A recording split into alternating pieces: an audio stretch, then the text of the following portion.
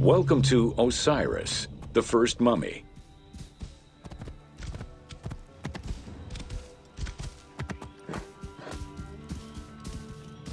Whoa! The oldest mummies recovered date from the Old Kingdom, though Egyptologists believe that mummification was in use much earlier than that. At first, the body was mummified through environmental desiccation, by leveraging the dryness of the environment and the heat of the climate. Early experimentations in mummification were conducted with the use of resin made from tree sap. Strips of linen were only used on some superficial parts of the epidermis of the hands or jaw.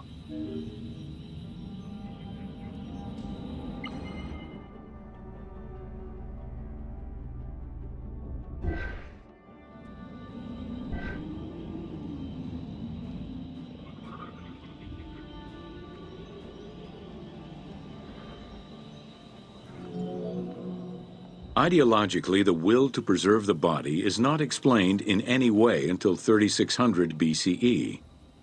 This is when the Egyptian belief that the body housed the soul was finally documented for modern Egyptologists to eventually decipher. It was not until the arrival of the myth of Osiris in the Egyptian religion around the 5th dynasty that mummification was thoroughly conceptualized. The practice was thereafter grounded in both a mythological and ideological point of view.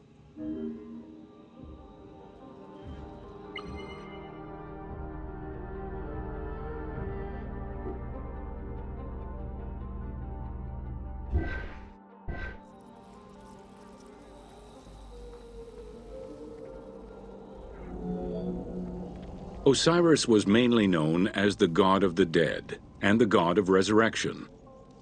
The most well-known Genesis myth concerning Osiris is that of his dismemberment.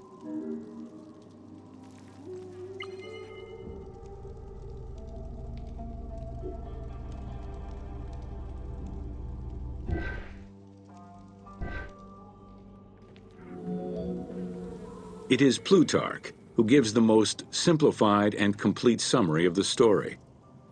Within Egyptian mythology, Osiris represented the first king to rule Egypt. Jealous of his power, his brother Seth attempted to usurp his throne. After several unsuccessful attempts, Seth succeeded in killing his brother by dismembering him and scattering the pieces of his body all over Egypt. Isis, the great of magic, traveled all over Egypt in search of the pieces of her husband's body. After a long search, she recovered all the pieces save for his manhood, as it was eaten by a fish.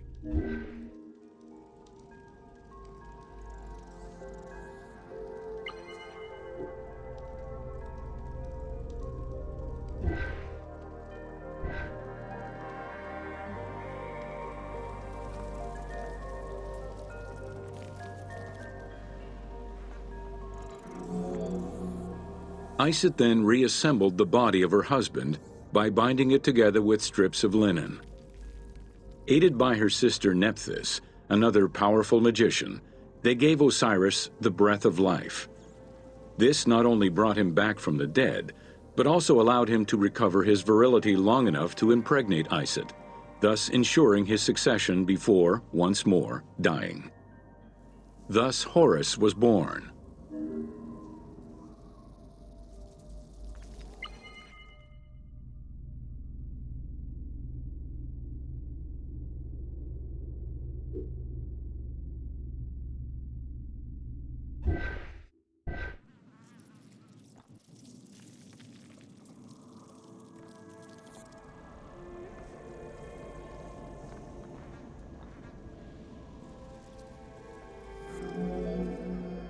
The ritual used to bring Osiris back to life essentially depicts how he became the first mummy.